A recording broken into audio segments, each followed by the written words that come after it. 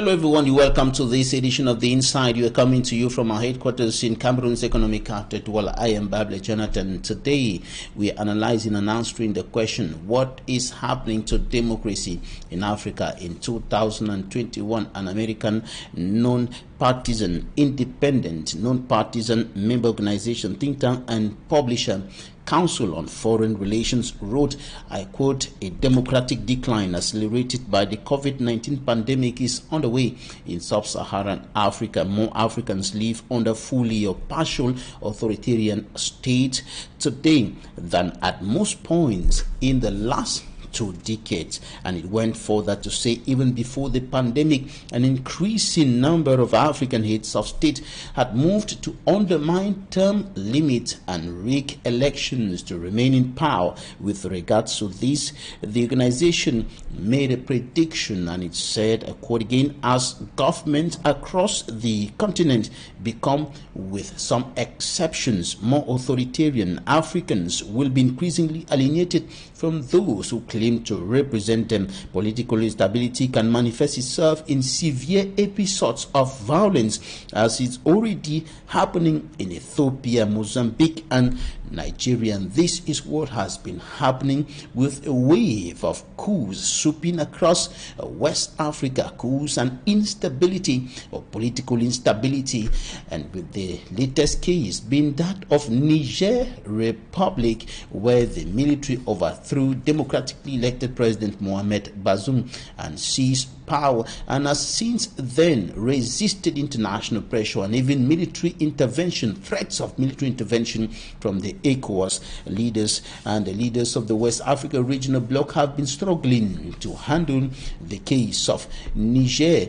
but the situation remains quite unstable over there. And we're asking the question today, what is happening to democracy in Africa? Meet our guest in some few seconds.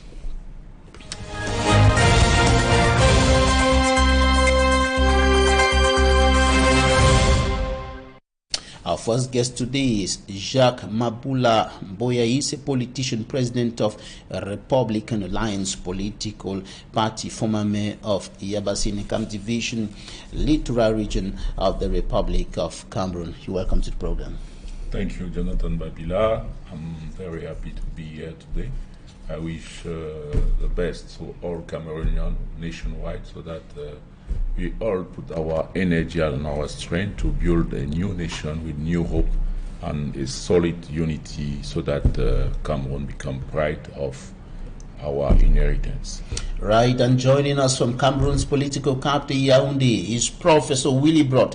DZE-NGWA is a historian and political scientist, expert in peace building and conflict management, founding president of the Heritage Higher Institute for Peace and Development Studies, executive director of the African Network Against Illiteracy and Human Rights Abuses, senior peace and conflict analyst and consultant for the New York-based Center on Cooperative Security. Professor, welcome to the program. Jonathan, and thank you very much to our other panelists in the studio.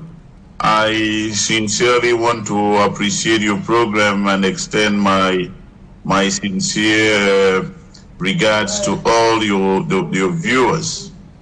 So thank you for inviting me. Right, Professor, I begin with you. What's your assessment of democracy in Africa today?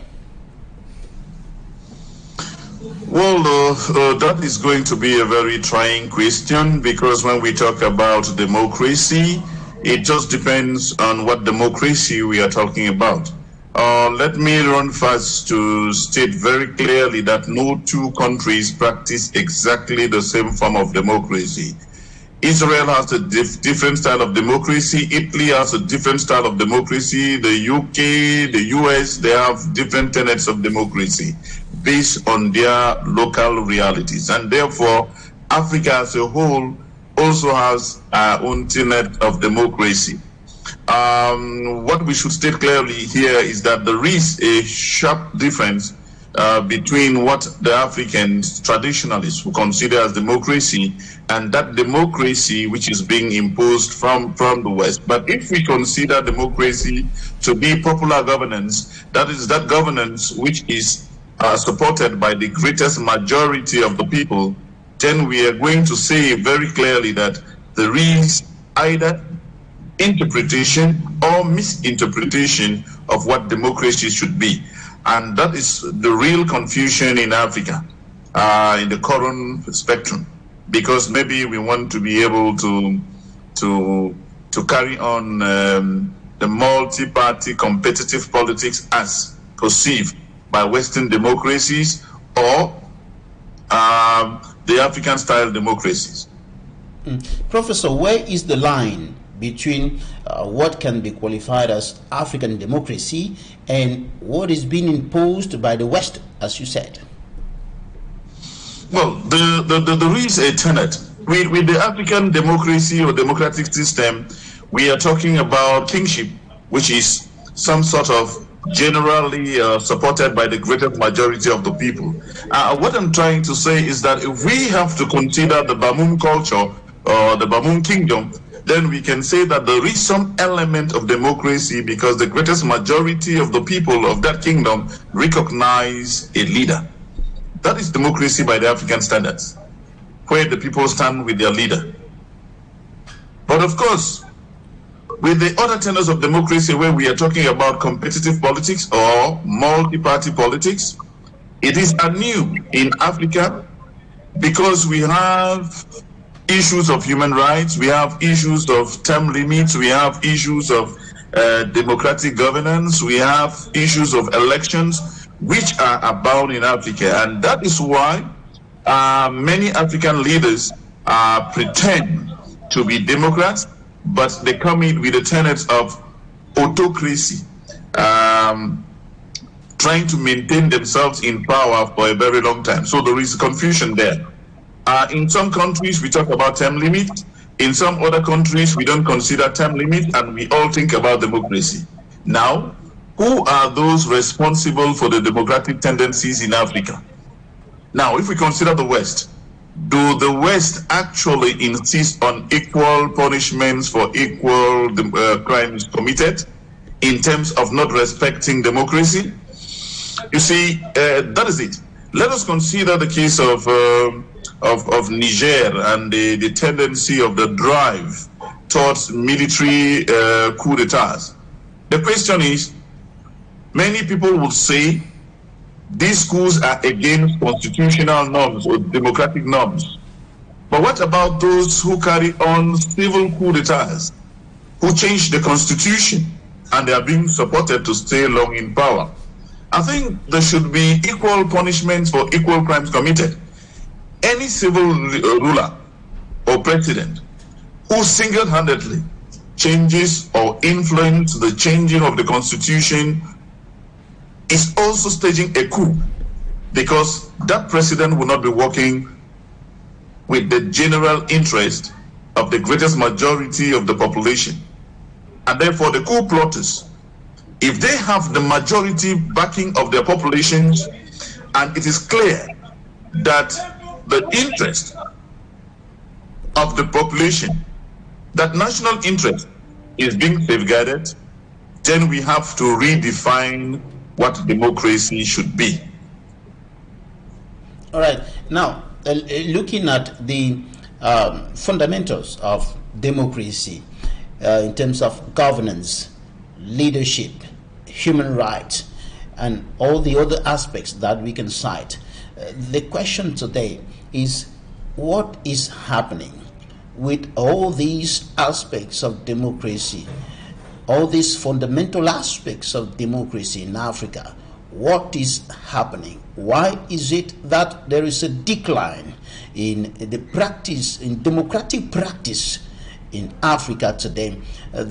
I started by quoting what an independent, non-partisan member organization based in the United States said in 2021. It said that there was a decline in democratic practice, particularly in sub-Saharan Africa. What is happening today?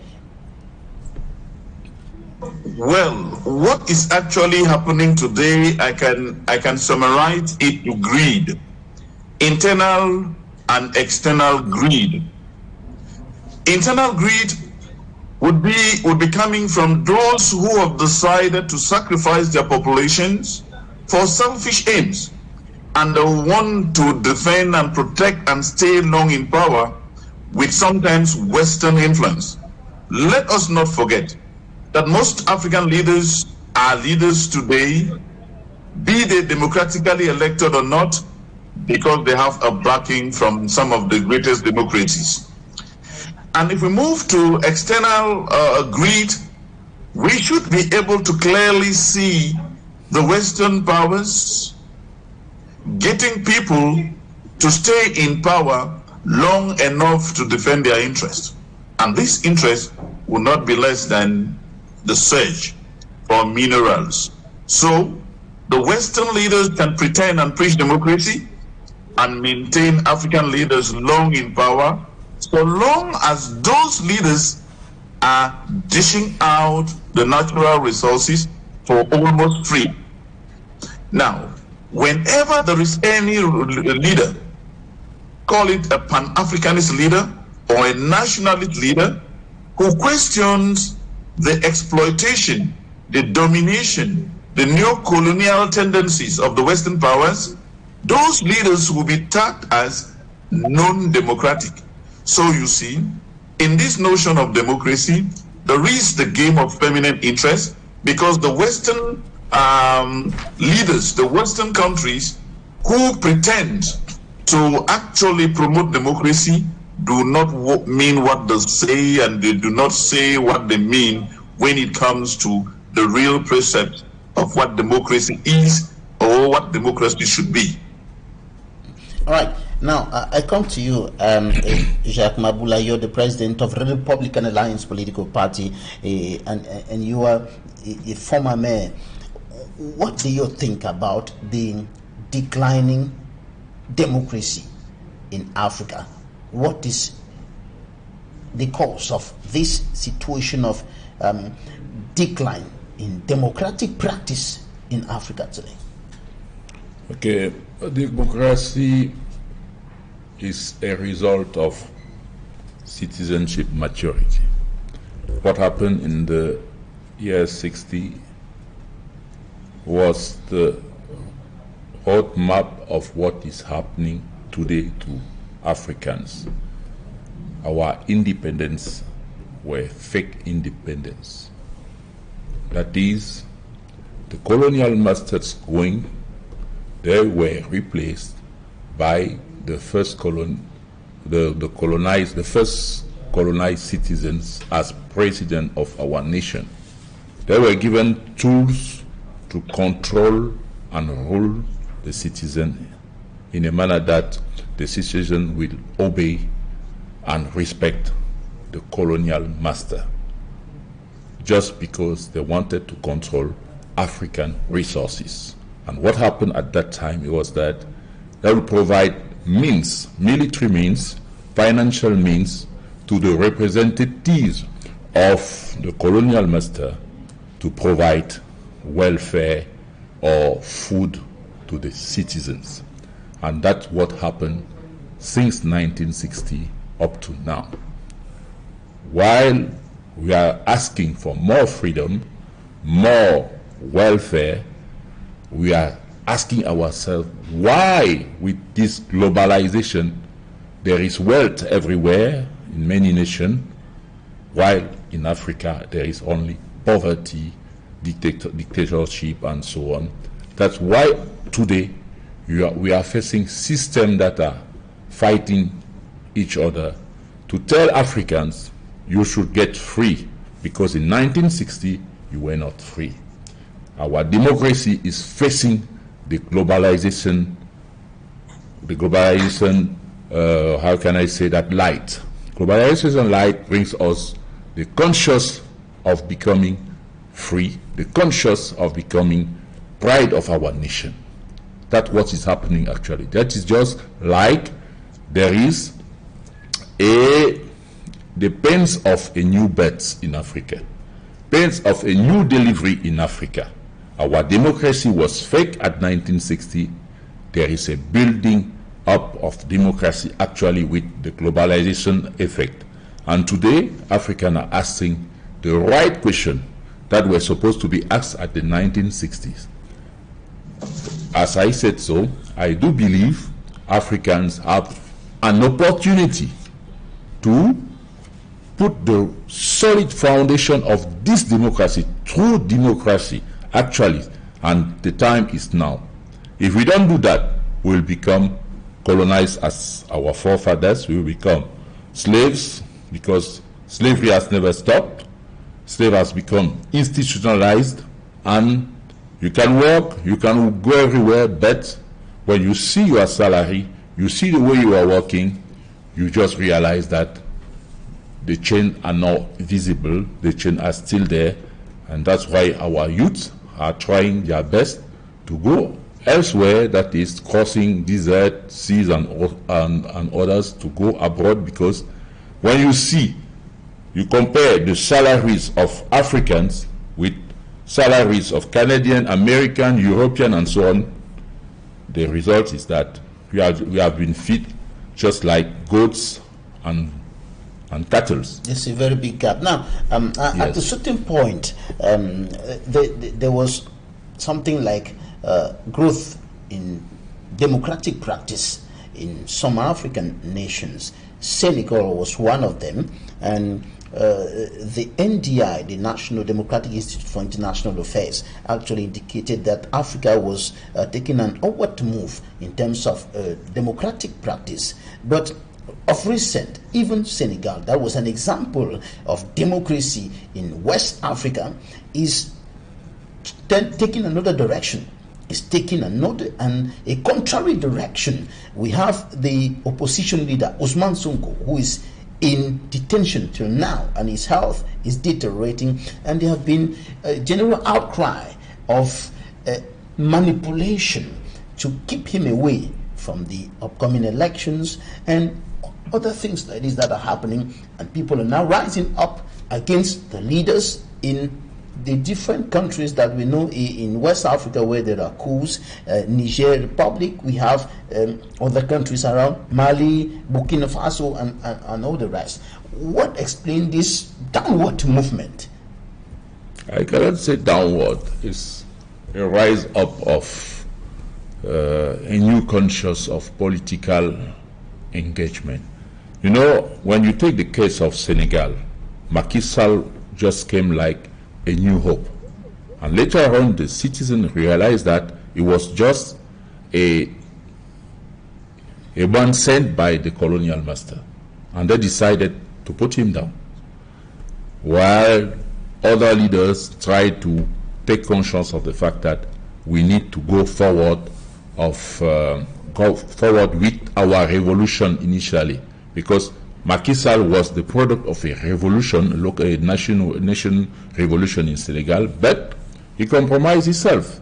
He became just like a colonial student, and started to serve colonial interests. And then the people said, "Enough is enough. You cannot cheat on us again. We are conscious that you are working for your colonial master," and they are deciding now to put him down and bring change with other leaders just like Sonko. Sonko is now in a situation that they want to put him aside, but I do believe with religious power in Senegal, they will not succeed in doing this, because the main power of Senegal is the common religion belonging. When you say so, you know that revolution in Senegal comes from mosque to mosque. And I believe that before the next election, Sonko will be free and he will be complete for presidential election. I do believe that. Right. Professor, is the problem with our former colonial masters, or some say our new colonial masters, or with us, with our leaders, with the African leaders? Well, I don't want to limit it to the colonial masters. In this game of democracy, there is the game of feminine interest, especially when we look at international relations.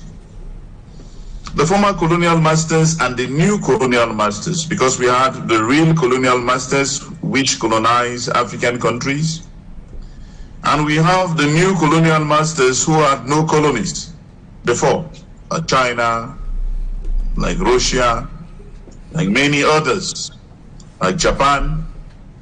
All of these powers are struggling to have a strong foothold in Africa. That is why each of them is building a network of leadership in Africa, and they have international summits. We have the ticket for the Japanese, we have the China, Africa, whatever we have. So all of these great powers are struggling to have a foothold in Africa. And of course, because of the natural resources, which are huge, because of the youthful population, which are very skillful. Now, these leaders, based on their international relations interest, would be ready to do everything to have a stronghold in Africa by winning friendship. And that is why they are going to look only for those leaders who are going to support their tendencies, maybe for their own selfish interest. That is why I opened up by saying that the collapse of democracy is based on greed, both from some of our leaders and the Western powers. But I do insist that it is because of the lack of good governance in both sides of the divide, be it within the Western powers, colonial masters and non-colonial masters, call them the great powers, and our national governance system. We don't have international good governance, be it the AU, the UN, all the regional groupings. We don't have transparency in the management of public utilities. There is no accountability. There is no inclusiveness, even with the UN structure in the governance system. There is no efficient and effective management of resources, global resources, and there is inadequate application of the rule of law, be it in the international and in the national perspectives. So, the blame goes to, firstly, to those African leaders who do not want to dance to the wishes of the greatest majority of their populations, despite the rich resources in their different countries. Of course, manipulation versus manipulation.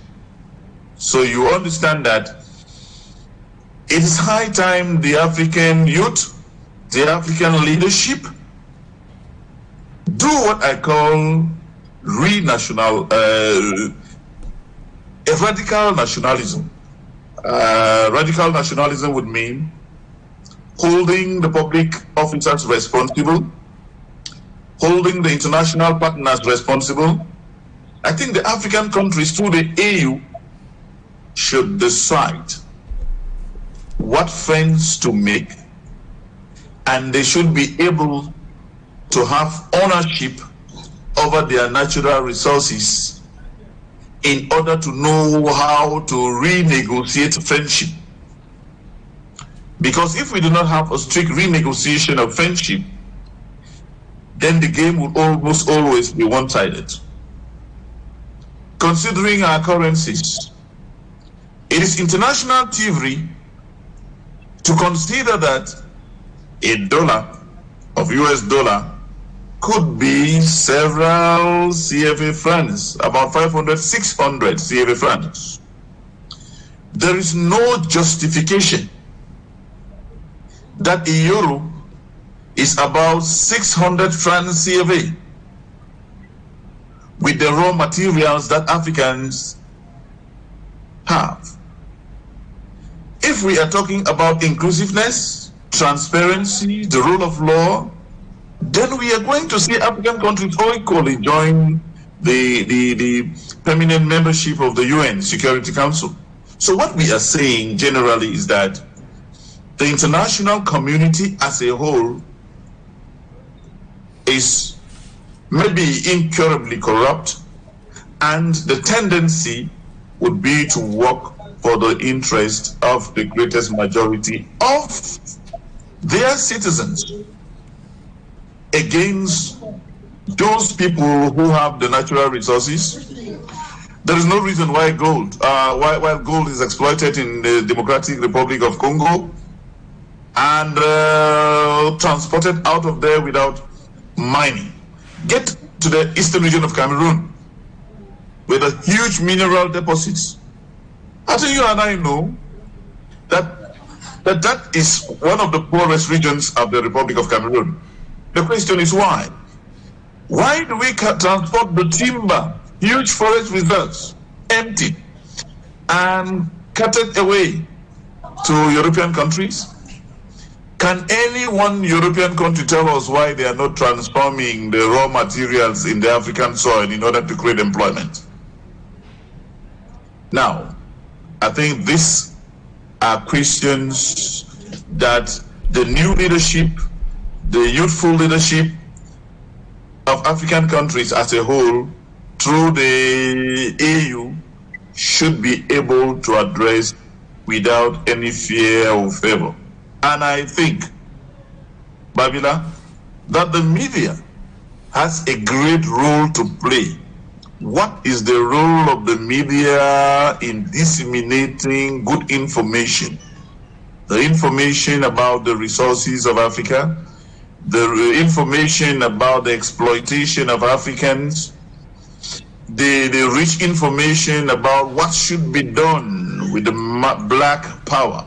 Of course, it is important to note that many of the development projects that have been carried out in the Western world have been led by Africans, call them blacks, as if you wish.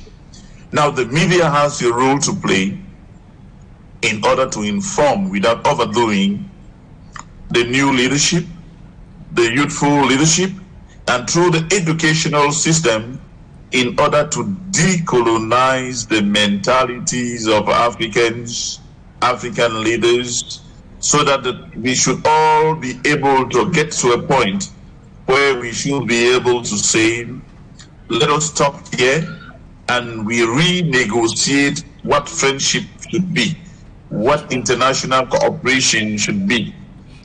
Prof, we are coming to what should be done to come out of this situation in a short while. But let me get to know, what is your take on long stay in power? The fact that many African leaders are doing everything possible, including what is unorthodox, undemocratic, to stay in power as long as 2, 3, 4 decades.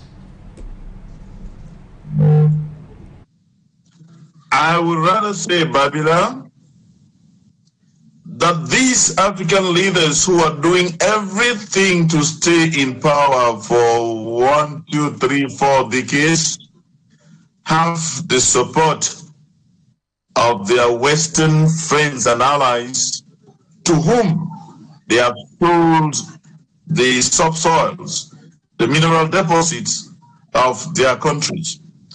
I think it is a game of permanent interest. Like I said, the way out is that the international community should mean what they say, and they should say what they mean. And they should be able to dish out equal punishments for equal crimes committed. And that no country in the world has the monopoly to dictate unto another what democracy should be implemented. I consider, for example, the ECOWAS to be an organization which is made up of club of friends who want to maintain the leadership of those communities in power at all costs. Otherwise, ECOWAS and all the regional bodies and the AU as a mother organization, should be able to interfere both when there are unjust military coup d'etats and when, through the military, and when there are unjust civilian coup d'etats through constitutional revisions that favor their stay in power. I think that should be a solution. We should be a bit honest. And another solution should be what I call practical nationalism. By practical nationalism, I mean the notion of the decolonization of mental slavery. That notion that everything that comes from the West is superior. Let us be able to inject to the communities, to the young Africans, through our curricula, in our schools and colleges, that it is untrue to consider that the Africans are almost always beggarly, that they are incompetent, to a new redirection of a change of thought and mentality. That the Africans are tough, they are about the richest continent in the world presently, and that is why Africa is attracting almost every single world power. Not even world powers. Every entity out of Africa is struggling to have a hold. The African youth should be made, just turn around Cameroon today. Nearly every single Cameroonian who has the back or the A levels wants to go out of the country because they feel that grass is green over there. It is high time we start teaching the African child to understand that grass can only be green where it is properly watered. And we have green grass in Africa. We have green grass in Cameroon. We have natural resources. The leadership should engage in practical good governance. I cited that before. Transparency, accountability, inclusiveness, the rule of law, and all of that. I think that should be the minimum. And of course, the Western powers should not pretend to impose the Western values on Africa. They should mean what they say and say what they mean, and actually remaining and becoming real friends to Africa.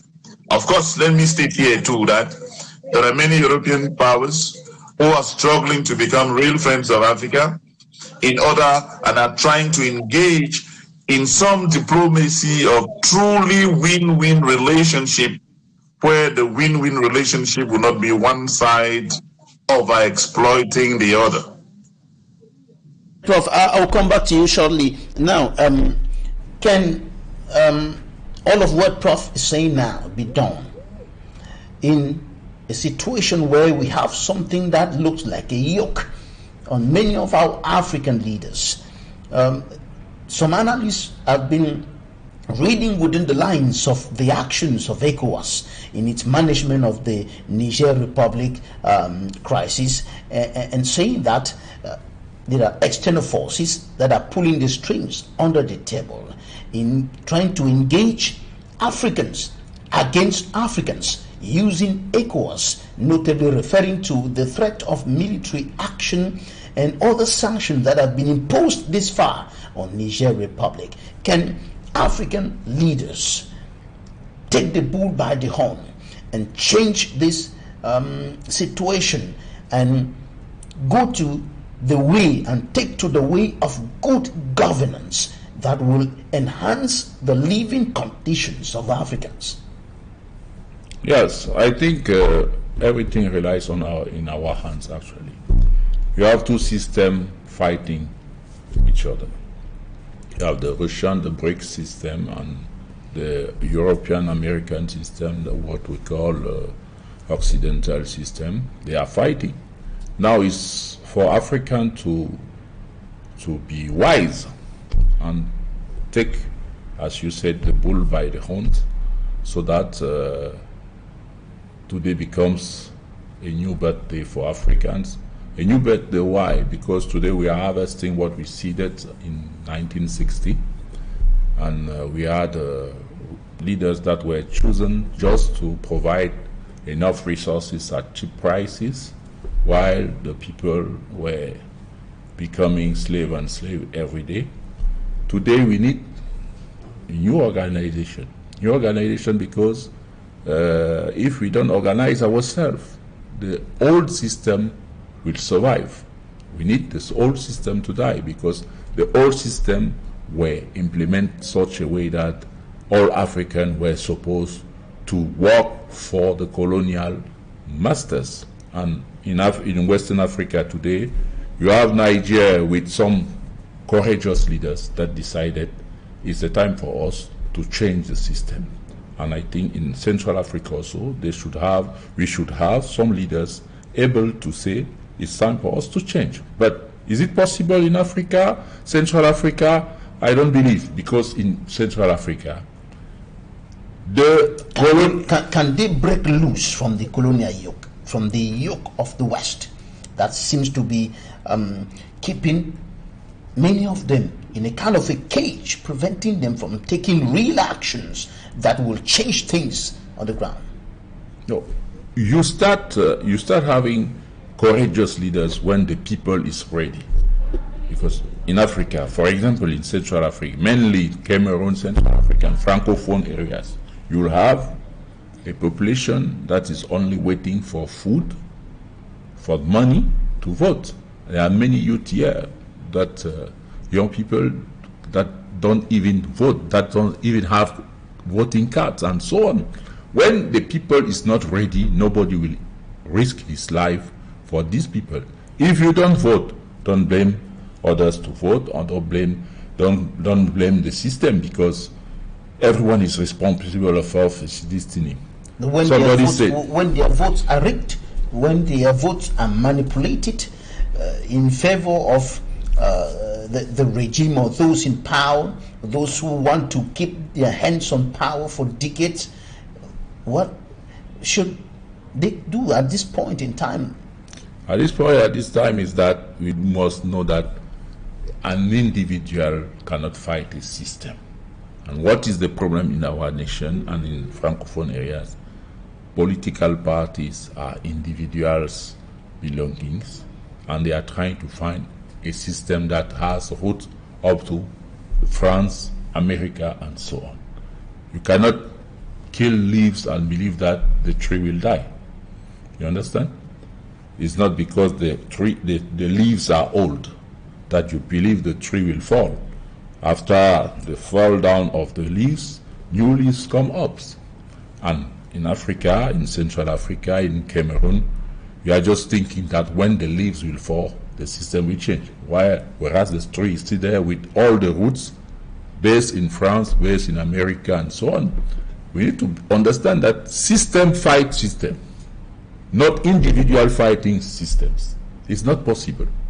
And what the Niger, the other people, Burkina Faso and so on, Mali, they understood this. They understood that it's a system that can overcome another system. We're seeing a massive support from the population to the military leaders in Niger Republic.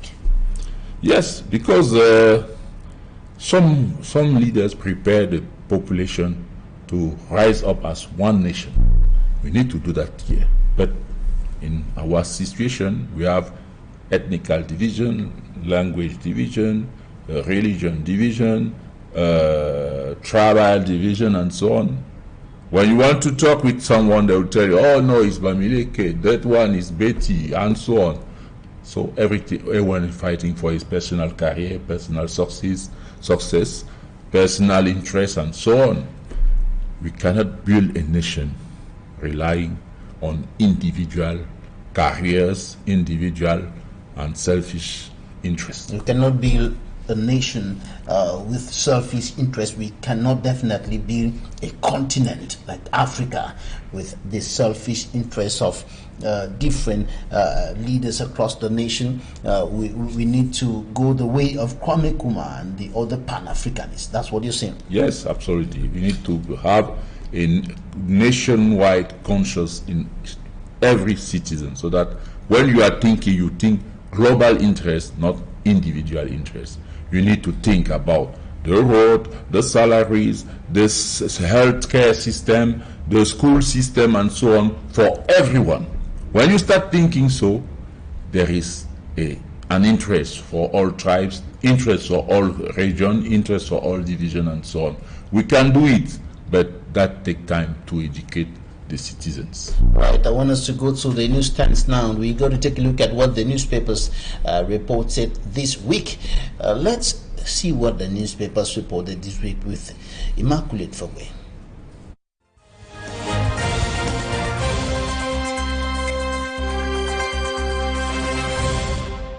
As reported by the Post-Weekender, gendarme officers who assaulted Barrister Nico Amungwatanyi on July 2019 have been slammed a 1-year jail term each by the Yaoundé Military Court. According to the Sun, actors push for effective economic recovery measures in the Northwest and Southwest regions. In the same vein, the Guardian Post says during the 5th review of the Major National Dialogue Recommendations implementation, stakeholders salute economic recovery in the Northwest and Southwest regions. Meantime, Eden highlights Prime Minister Chief Joseph John Goute's declaration during the follow-up of the implementation of the Major National Dialogue Recommendations on economic recovery, which to him is on a steady boom in the Northwest and Southwest regions. According to Cameroon Echoes, the population is satisfied with ongoing implementation of recommendations. Municipal Updates believes there is a glimmer of hope for CDC, UNVDA, PAMOL, Sonaral after the holding of the 5th follow-up committee meeting of the Major National Dialogue. The Chronicle Times says Prime Minister Chief Joseph John Goute re-echoes President Paul Biya's olive branch to separatist fighters while maintaining his stance on the need for fighters to drop down their arms.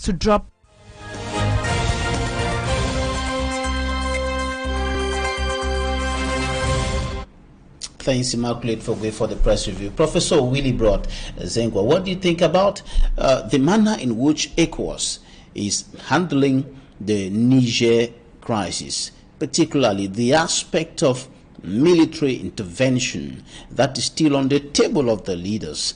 The defense chiefs of the ECOWAS regional bloc were meeting Thursday and Friday in Accra, Ghana, and discussing the possibility of military intervention to restore constitutional order in Niger. What do you think about this? Well, I sincerely think that there is no need for military intervention. Dialogue, negotiations have not been exhausted. The African continent is flooded with several conflicts and crisis situations that we don't need to add another.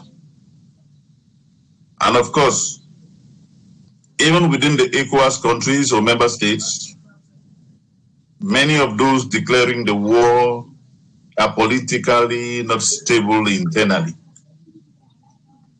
And therefore, it is going to cause a general situation of crisis and conflict in the whole subcontinent. Let us realize that Algeria is not for the war, and some other countries of the north, Egypt. Let us realize the solidarity among the military leaders of the West Africa, and let us realize that that can disintegrate the entire subcontinent when we have a lot of interest. The question is, are these leaders of ECOWAS fighting simply to restore President Bazoum, or are they fighting to defend the interests of other Western powers who have secured them to stay long in power themselves? You see, to me, it is immaterial to get into any crisis situation. I think that the situation has gone beyond ECOWAS, the Economic Commission of the West African States. The EU and other regional governments should be able to intervene. I do understand that the EU has the Council of the Wise, which should be put in place to be able to tell these African leaders it is time to work for the interests of the population. To war at this juncture makes no sense to me. Question: if they had to intervene and ensure that the ousted president was reinstated, for how long are they going to protect and defend this president if one considers the popularity of the military leaders? So you see, it will be important to get the people from Niger Republic sit face to face and handle their situation. And of course, with a few international experts. But I do believe that the people from Niger can adequately handle their problems because they understand their problems better. A military option should be null and void at this material moment. Thank you. Look, negotiation failed to yield the desired fruits, that is, restoring constitutional order, restoring democracy and the rule of democracy in Niger Republic. Can sanctions, can the use of other forms of force other than military intervention restore and protect democracy, constitutional order in Niger Republic? You see, that brings me back to that definition of democracy. The question is, which of the democracies? Please do not misquote me. We do not support any senseless military coup d'etat. But if there is any coup d'etat which is set out to defend the greatest interest of national sovereignty, then it should be worthwhile. So what constitutional norms are we talking about here? Are we saying that the President Bazoum has become much more popular than the current military leaders? Yes, if that be the case, and we are sure that the ousted president, if he is reinstated, peace can return, that will be okay. But there is no iota of proof that reinstating the leadership, following the outflow of joy, following the outburst of sensitive cries in favor of the new regime. Well, I did say that if proper negotiations were handled, there could be a power sharing mechanism where both the present military and the ousted president and his team could share power for a while, for a transitional period. I think, again, force is not going to solve any issue as far as Niger is concerned. Call it constitutional, restoring constitutional norms or not, it is just how you define what constitutional norms should be. Please do not forget that some of the leaders who are insisting on restoring constitutional norms have themselves violated the constitutions of their country by extending their mandates. So that is the same thing. ECOWAS should also be, the question we are going to ask here is, what are the causes of these military takeovers? Has ECOWAS done enough to preempt the young people from getting to the streets and seizing power from the presidents? I think if we start from there, then we are going to start providing solutions, and the ECOWAS will be able to talk amongst their peers that constitutional term limits should be maintained in whatsoever country. I think that is it. The African youths across the entire Africa seem to be passing a message that the time has come for the leadership to work much more for the interest of the populations than working for the interest of maybe some foreign donors or foreign powers. Let me come to you, Jacques. MABOULA. What are the possible scenarios that could erupt from this conflicting situation where we have the military leaders in the Niger Republic resisting international pressure, resisting ECOWAS, resisting any form of military action in particular, and then you have this military option that is still on the table of the ECOWAS leaders, and sanctions added to the threat of military action? First of all, you know what is going on is autodetermination of a people, of the nation Niger. And ECOWAS leaders, when you see all those ECOWAS leaders, none of them have experienced war. None of them will do that war. You cannot see leaders without resources to feed and build their nation going into war. It is not possible. They are simply repeating what the colonial master they are serving is saying. That is France, that is America, that is another country behind the Occidental bloc. They are repeating those words. If we even give them the means to go to war, they will never know how to start. And nobody will go into that world. Trust me. The only option is diplomatic negotiation. And the Niger leaders knows that very well.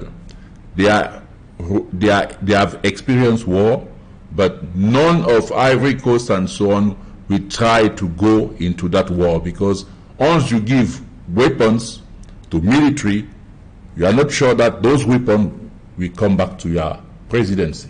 I'm sure that if we go to that way, is the destabilization of all ECOWAS region, because you will see military in Nigeria, maybe they will turn back presidency to Nigeria, and Ivory Coast also, we will see that the population will rise as one nation. Actually, when you see throughout the social medias, there is an African conscience growing up days after days.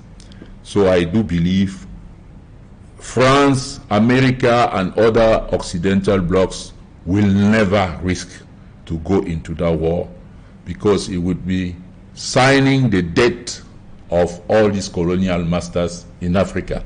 All the Africans will turn against them, and it will be just claiming Russia welcome in Africa, the BRICS are welcome in Africa. If that was that, you will see things will change in a rapid speed, very rapid speed, and all these colonial rulers will fall down. Africa is ready for a change.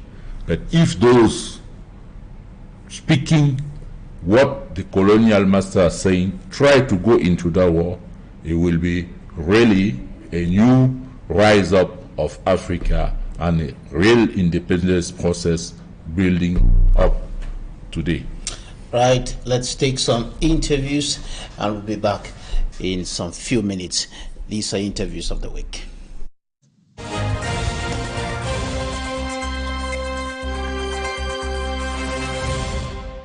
What is important, the process must be proper, the structures must be proper, but above all, the human element is more important than the structures. When people are crooked, when people don't tell the truth, when people don't act in love, there will be problems. You will see that there have been problems in the election in Nigeria, and it stems from the fact that human beings cannot be trusted. The ballot paper, be they multiple or single, that's not where the problem is. The problem is in the respect of truth and love, the respect of institutions, the respect of the laws put in place. So what people want is what comes with good governance, not a ballot, not a single ballot box. That's not what is important. It's been 4 years since Cameroonian journalist Samuel Wazizi died in military custody.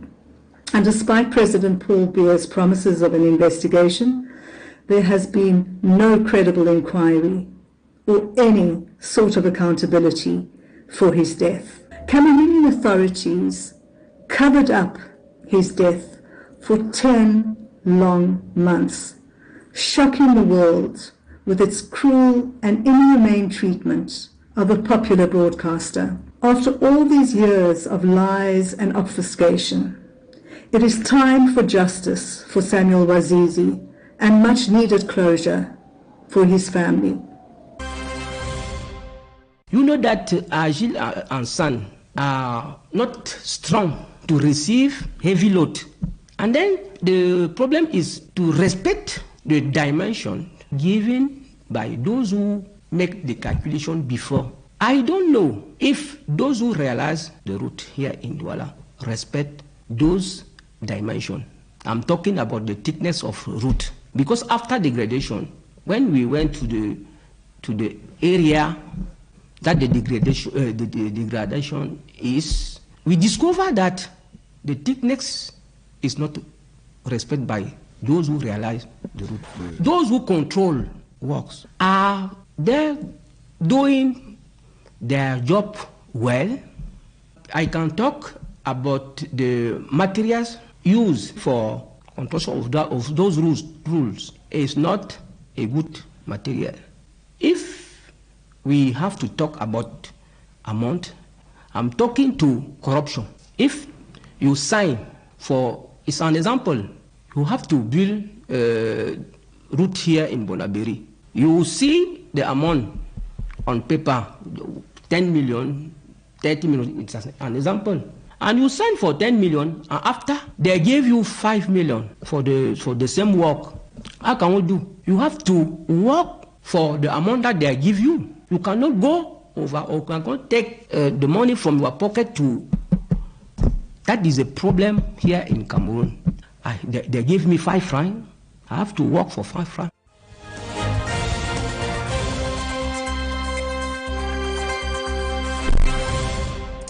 Interviews of the week. Thank you for staying with us. We are rounding up with this edition of The Inside.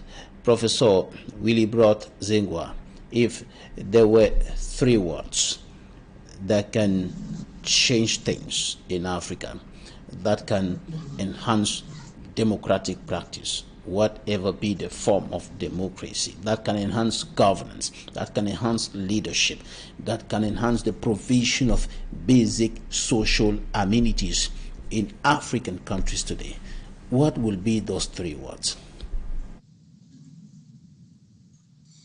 Well, thanks for your question. I think that democracy in Africa is being mixed up with ethnicity. Taking the case of Cameroon, for example, if democracy is measured in terms of the number of political parties we have, then you can just summarize the political parties to the different ethnic groups we have. If you have a keen look at all the political parties in the country, which are over 300, it will seem to me as though each ethnic group has a political party. I think that is the reality on the ground. Now, unless politicians go beyond their ethnic cleavages, unless politicians go above their linguistic cleavages, we are going to mark time and pretend that we are engaged in democracy. I think as far as Cameroon is concerned, if we had to actually engage in some acceptable democratic tendencies, then we should be able to limit the number of political parties in the country so as to prevent each ethnic group from creating theirs. In this light, we can think too about rotatory presidency. in which case the President of the Republic, the position of President of the Republic would rotate from one region to another. Now, I think if we think about clear governance, in that governance system where meritocracy is rewarded, free from corruption, tribalism, or negative ethnicity, then we can start talking about that notion of democracy. Now we understand that poverty has increased the degree of dependence. And if poverty is affecting almost every household in Cameroon, then those who play the shots would be politicians who can dish out just a piece of savon for votes.